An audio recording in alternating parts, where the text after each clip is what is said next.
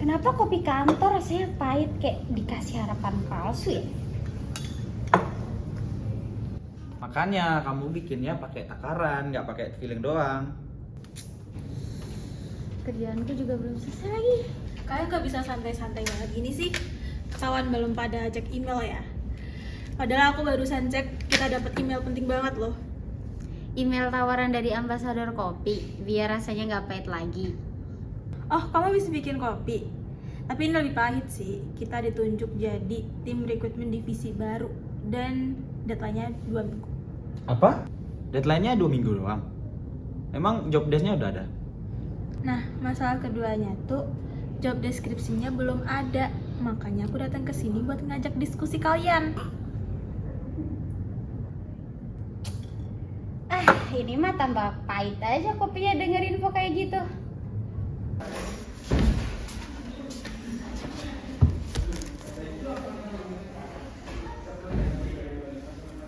Oke teman-teman, jadi divisi data inovasi kan baru aja dibuat nih. Nah, manajer itu minta kita buat tentuin kebutuhan SDM kita itu apa aja dan strategi buat rekrutmen kita tuh bagaimana. Tanpa job analisis, kita kan bukan dukun, Kak. Kalau gitu minimal kita buat gambaran dasarnya dulu. Minimal job desk-nya deh. Aku ada ide. Kalau perlu kita wawancarain manajernya juga nggak sih? Oh, boleh tuh. Itu kan juga bentuk dari langkah pertama kita ya. Jadi boleh sih. Selamat siang Bu Nadia. Sebelumnya terima kasih sudah menyempatkan waktu untuk melaksanakan rapat dengan kami hari ini. Selamat siang juga ya semuanya. Sebelumnya saya juga minta maaf nih, saya ngasih tugas kalian itu terlalu mendadak nih. Tapi saya tahu kok potensi kerja rekan-rekan saya. Gak apa-apa Bu, walau kopi apinya jadi tambah pahit. Iya Ibu, tidak apa-apa. Jadi sebenarnya agenda kami hari ini adalah untuk bertanya kepada Ibu seperti apa-apa saja yang harus ditentukan, terus kebutuhan karyawan dan beserta job desk-nya juga.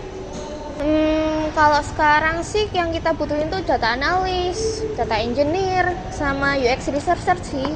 Waduh, Kalau prioritas di 6 bulan pertama gimana Bu? Jadi pertama tuh kita harus pastiin ada human resource-nya. Terus kita juga planning sesuai dengan teori Dassler.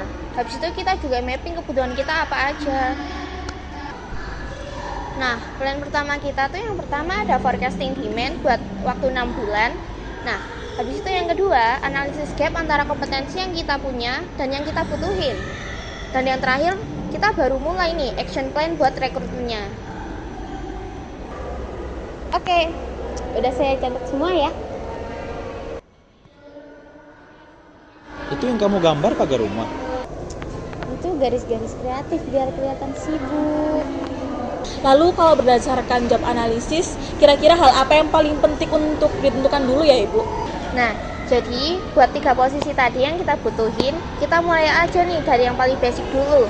Yang pertama tuh kita perlu job desk-nya apa. Yang kedua itu kita juga perlu job specification-nya. Yang terakhir tuh ada kompetensi based recruitment. Nah, itu tuh paling penting ya, soalnya biar kandidatnya itu nggak asal cuma bisa kerja aja. Biar mereka tuh juga cocok sama budaya organisasi kita. Kompetensi itu contohnya apa ya, Bu?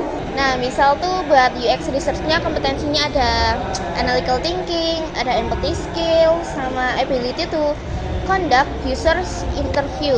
Nah, framework ini kompetensinya tuh udah sesuai sama teori Dassler. Kalau untuk rekrutmen ada gambaran timeline-nya Bu? Nah, buat pendekatan timeline-nya tuh kita ada.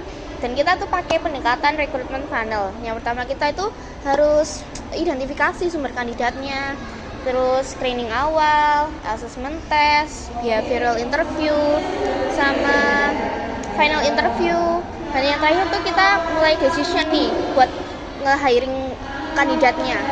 Nah, prioritas kita 6 bulan pertama ya harus mengkonsep nih pipeline datanya, dashboard analitiknya, habis itu sama riset, perilaku penggunanya. Jadi data engineer tuh kita tuh paling urgent lah untuk saat ini. Aduh, kalau boleh jujur sih ya Bu, kata assessment test tuh sebenarnya bikin saya pengen cepet pulang sih. Nanti kalian yang nyiapin kok, bukan kalian yang dites. Baik Ibu, berarti garis besar untuk tugas kami ini ada menyusun job analisis setiap posisi, membuat recruitment plan sesuai kebutuhan, dan yang terakhir menyusun standar kompetensi. Nah, betul tuh. Nanti saya juga minta buat kalian, saya minta buatin workplace planning matrix-nya. Soalnya tuh benar-benar sangat membantu.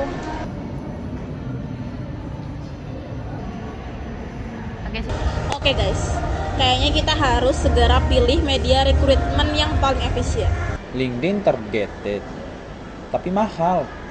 Budget kita kan terbatas. Instagram tuh gratis, tapi audiensnya terlalu luas. Takutnya nanti kita bisa drowning di algoritma. Kalau komunitas data gimana? Itu kan responnya bagus, tapi effortnya yang gede. Kita tuh butuh keputusan data driven, bukan feeling. Mending kita pakai channel yang yield ratio-nya paling tinggi. Ya tapi kan rekrutmen itu juga butuh sentuhan emosionalnya juga. Lihat dari brand presence-nya dong. Bikin kopi aja juga butuh feeling. Alah, kopi kamu aja gagal. Gak usah bawa kopi lah untuk rekrutmen. Ya kamu semuanya pakai angka. Lu kira hidup ini Excel? Justru ini tuh bukan hidup, ini rekrutmen. Salah channel itu bisa salah hire. Nanti biayanya tambah gede. Halah, kalau dari brandingnya udah nggak appealing, mau di TikTok, di LinkedIn, di billboard juga nggak bakal ada yang daftar kali. Pokoknya LinkedIn itu yang paling relevan deh untuk data talent. Dan paling mahal. Ih, kamu kira budget kita unlimited?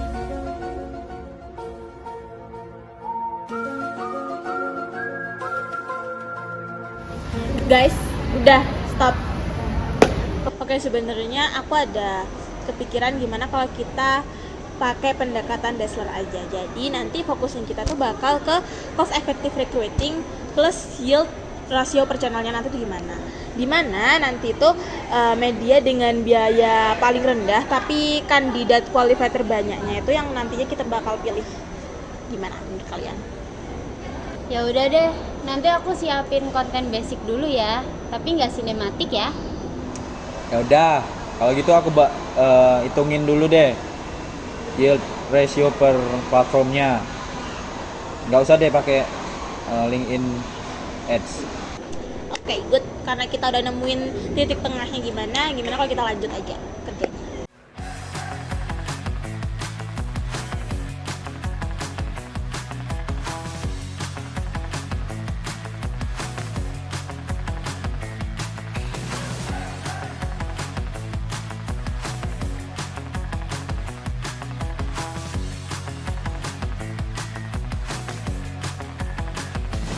Posternya jangan terlalu rame.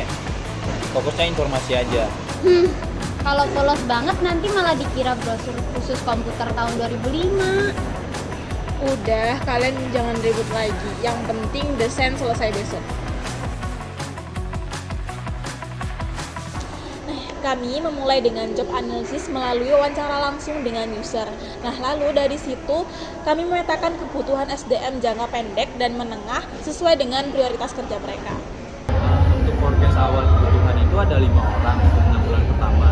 Kami menambahkan proyeksi 3 posisi lanjutan untuk tahun depan sesuai dengan metode phase forecasting dan Dazzler. Nah, gini Bu, untuk rekrutmen kami itu pakai strategi cost efektif sih.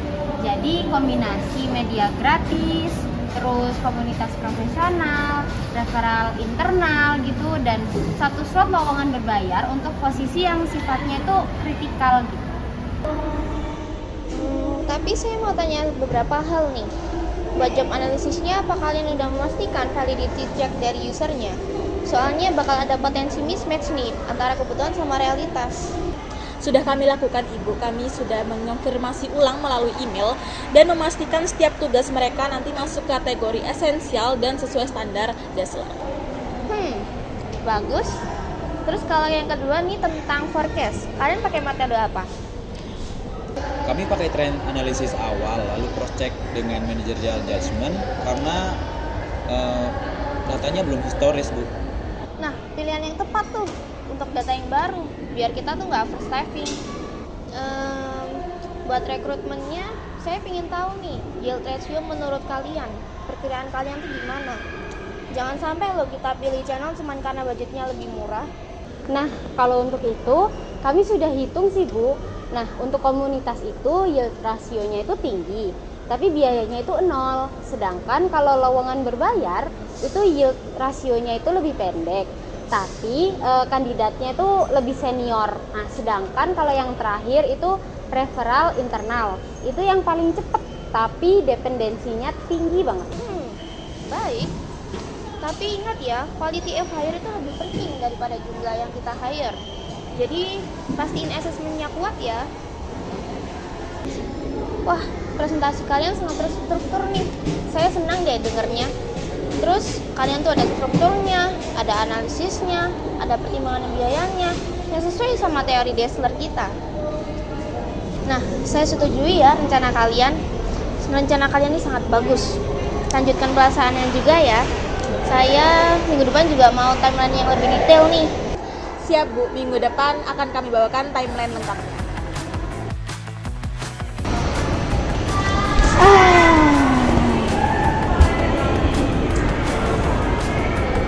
Akhirnya kopinya udah nggak pahit lagi. Kok bisa? Karena masalah udah terselesaikan, jadi hati jadi lebih manis. Alah, Belgedes. Ayo teman-teman, kita mulai proses rekrutmennya.